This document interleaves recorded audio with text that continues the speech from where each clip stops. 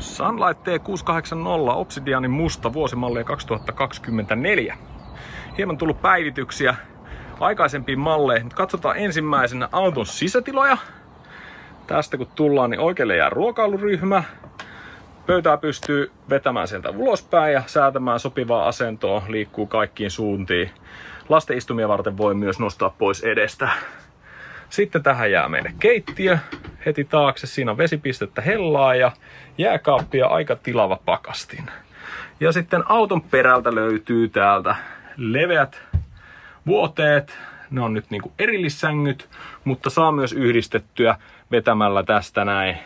Niin ja nostamalla siihen semmonen pieni lisäpätjän palanen, niin koko auton levyiseksi sängyksi, johon tulee pienet rappuset sitten tuohon eteenpäin. Ja tästä käännytään ympäri, niin täällä meillä on autossa suihku. Näin. Ja sitten täältä löytyy myös vessatilat. Ja tässä huomionarvoista on se, että vessan ovi sulkeutuu näin myös jättäen makuuhuoneen ikään kuin täysin omaksi huoneekseen, johon jää sitten myös tämmönen niin kuin kylppäriosasto.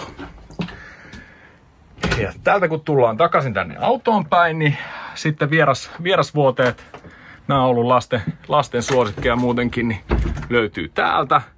Molemmille puolille nousee tuolta semmoset turvaverkot, jotka laitetaan klipsuilla kiinni kattoon. Ja sen lisäksi kaikki ikkunat ja akkunat autossa saa tietysti pimennettyä. Ja ton ylävuoteenkin saa erikseen suljettua tuosta sivulta verholta ja siihen tulee tähän tikapuut sitten, joita sinne kiivetään. Ominaisuuksista ja varusteista. Ensinnäkin kun katsottiin äsken makuuhuonetta, niin tyynyt ja peitot löytyy mukana 4. Eli omat lakanat ja pyyhkeet ja vaihtovaatteet kun ottaa mukaan, niin aika hyvin tällä pärjäilee. Sen lisäksi täältä kun katsotaan laatikostoista, nyt tuolla pihalla on osa näistä astioista, niin löytyy ottimet ja ruokailuvälineet ja vähän kaikennäköistä muuta paistinlastaa ynnä muuta. Syviä lautasia tai kulhoja, sitten löytyy pienempiä ja isompia lautasia ja kahvikuppeja. Suolakin oli tuossa paikallansa ja alimmasta vielä sitten kasari, kattila, paistinpannu, pressopannu ja salaattikulho ja leikkuulaudat sekä pannun alunen.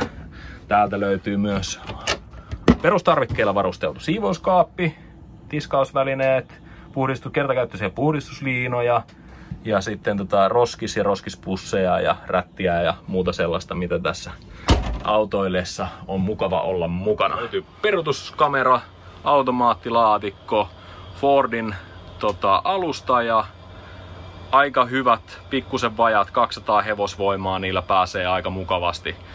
Itse vertaisin tätä suurin piirtein semmoiseen parilitraseen Toyotaan kiihtyvyydeltä, että aika ketterästi ja mukavasti tällä ajelee menemään. Ja tosiaan täällä pihalla meillä vielä on markiisin alle viritettynä retkipöytä ja tuolit, ne on myös tuolla perällä mukana pystyy laittamaan kattauksen ulos ja istumaan iltaa. Mulla jäi tuo luukku auki tuossa äsken, mutta täällä tosiaan taustalla sitten ihan reippaasti säilytystilaa. Ja takana tuolta vähän pilkistääkin, niin pyöräteline 3 polkupyörälle. Ja järeempiä pyöriä voi halutessaan nostella myös tänne sisään. Tuolla takana näette pussissa niin ajoneuvon kiilat, eli pystyy renkaiden alle ajamaan, että saa auton suoraan sitten vähän epätasaisemmallakin maastolla ja näin poispäin. Mutta tämmönen peli tämä on, ja tällä on kyllä oikein nautinnollista lomailla ja mennä eteenpäin. Et sisätilat on tilavat ja todella viihtyisät ja kaikin puoli oikein kauniit. Toivottavasti tästä saadaan sulle lomaa varten ajoneuvoa alle.